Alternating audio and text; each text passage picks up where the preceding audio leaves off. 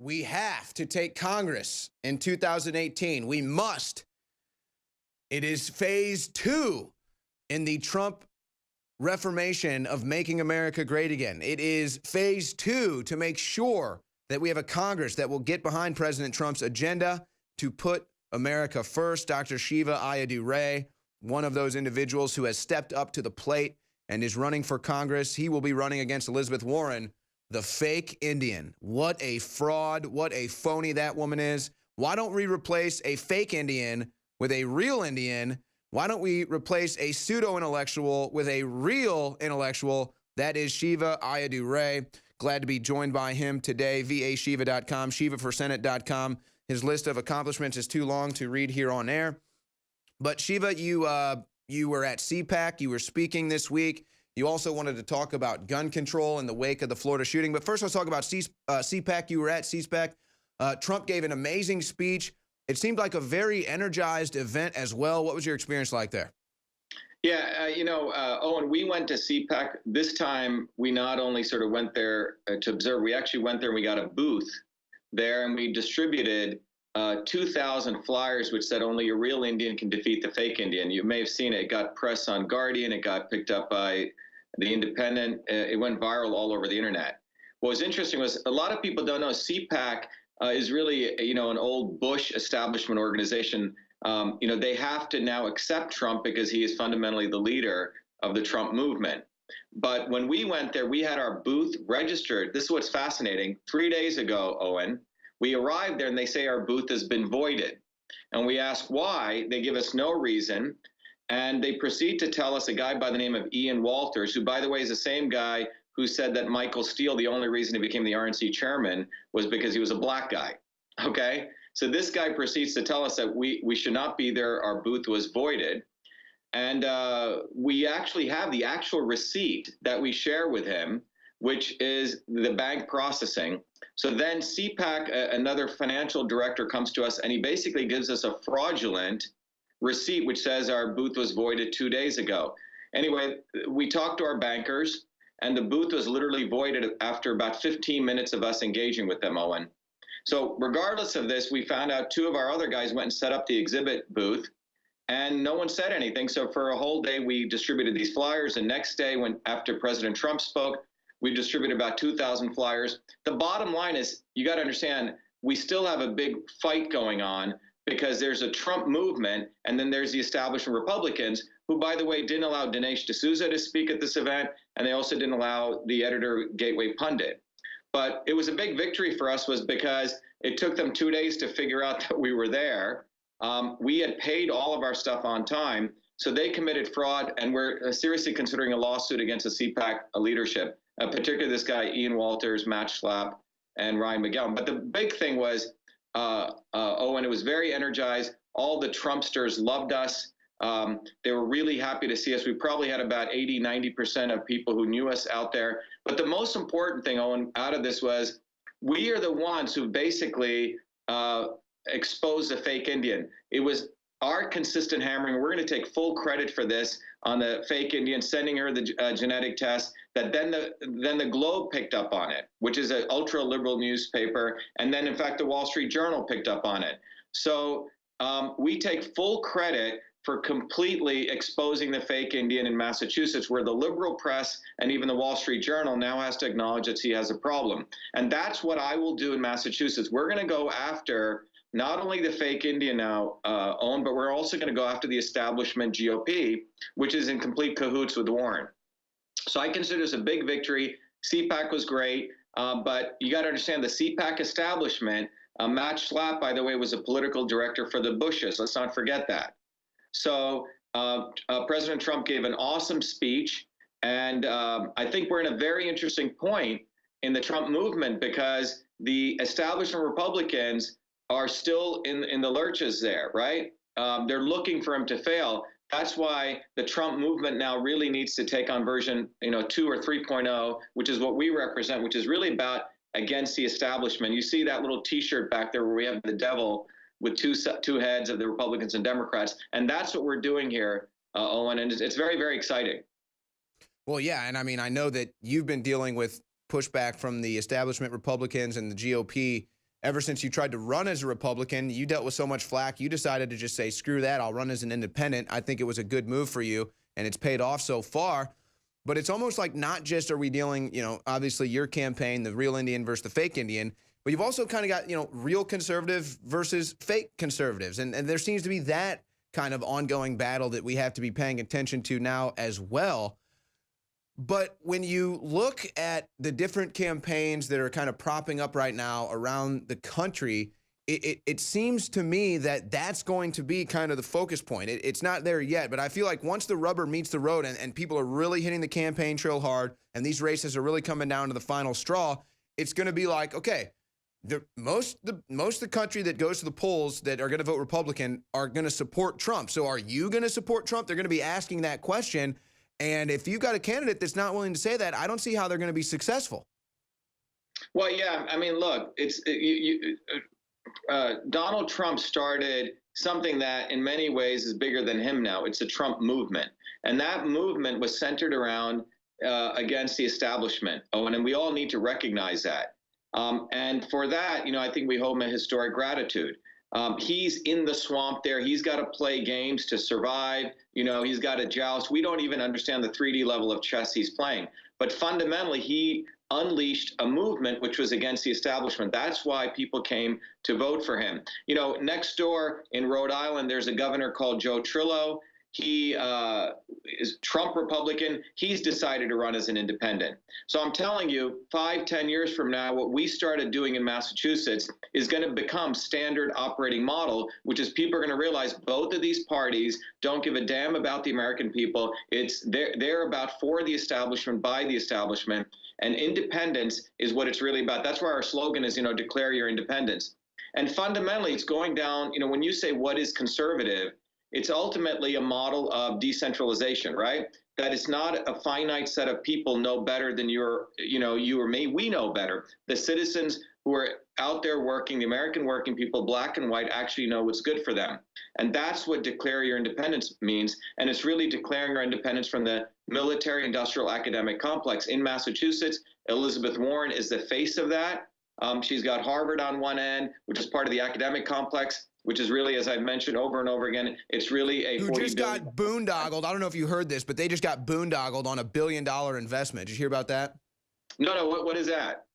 Guys, see if you can pull that up. We'll talk about it in the next segment. But it was funny because you came on the show and you were telling me how this whole Harvard thing is just a Ponzi scheme, essentially. They're just raking in cash. And then they lost like $1 billion in some investments they made. But, it's amazing. I feel like they'll get to write it off. They'll get to write it off. Taxpayers pay for it. And they don't. It's good that at least we're starting to put a 1.5% tax on their endowment. Again, we've been hammering on that. But I think we should, I believe in fair tax. I believe we should lower the income tax, but we should tax organizations like this.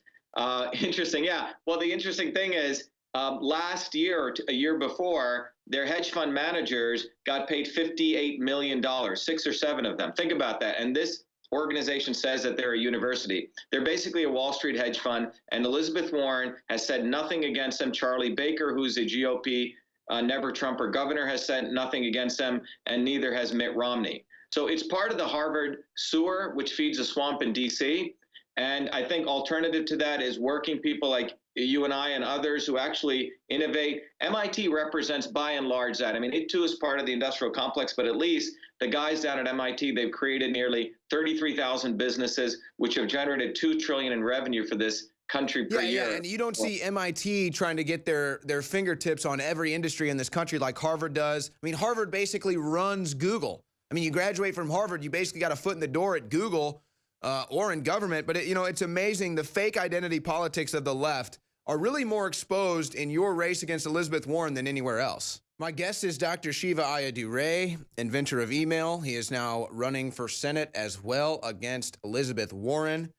And we're going to get into some more serious topics in a second here. But, it's just amazing to me how the fake identity politics of the left can be so easily identified. All you have to do is look at the race between Elizabeth Warren and Shiva Ayyadurai. Elizabeth Warren, if you want to talk about white privilege, there's your poster child for white privilege. Harvard gets to lie about her ethnic background and just go totally unscathed. And then you have an individual who's actually an Indian, actually a minority here fighting for his rights, and they just totally ignore him and act like he doesn't exist. It's just amazing to me how that goes on. But Shiva, you wanted to talk about merit-based immigration to start this segment. Well, let's talk about that. You know, we just had an individual, a mayor of Oakland, Libby Schaaf, who alerted criminals that the police were coming for him. They're saying up to 800 of them got away.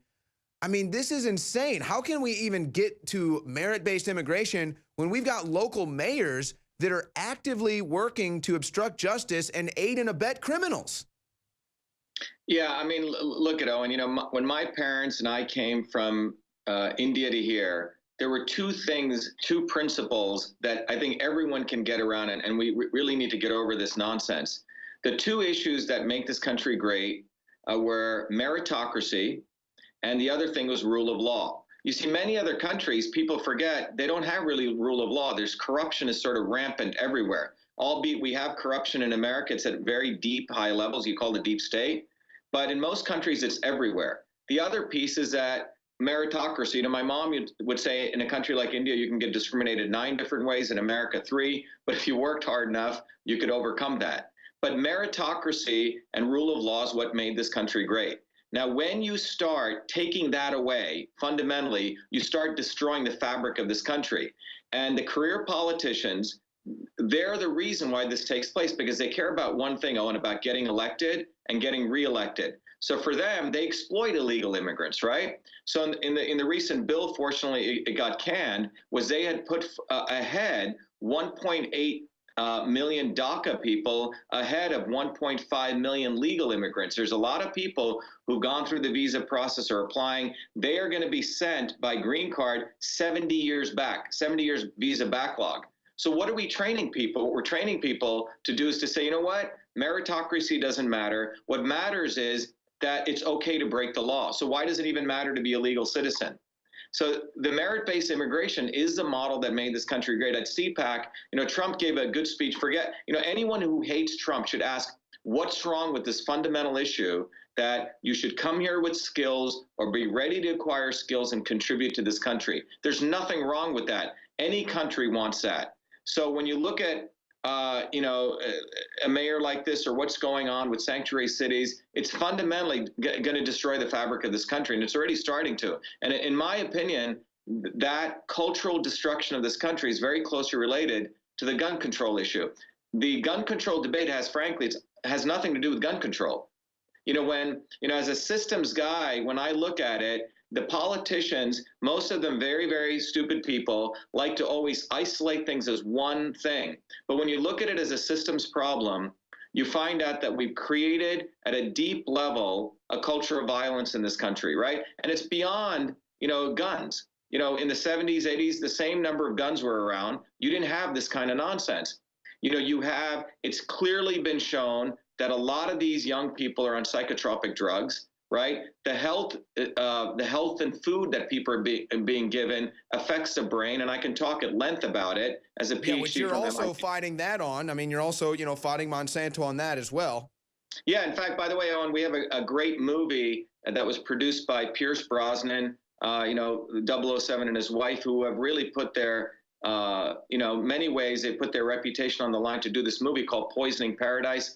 I'm what Killian Pierce, I'm the star scientist in it, but everyone should see it. It's won now 11 major film awards, and it's really about what occurred with the poisoning of Kauai, that Monsanto really, and a lot of the companies used it for Agent Orange testing. And everyone should really check this movie out. It's a great movie. It's a political movie. It's an educational movie, but it's really going to open people's eyes. And anyone listening out there, look, you know, food is one of the few things that you can control what you put into your body. For God's sake, watch what you're putting into your body. You know, there's very few things you can control. And part of our campaign is real health, which means we want to drive the cost of organic food down.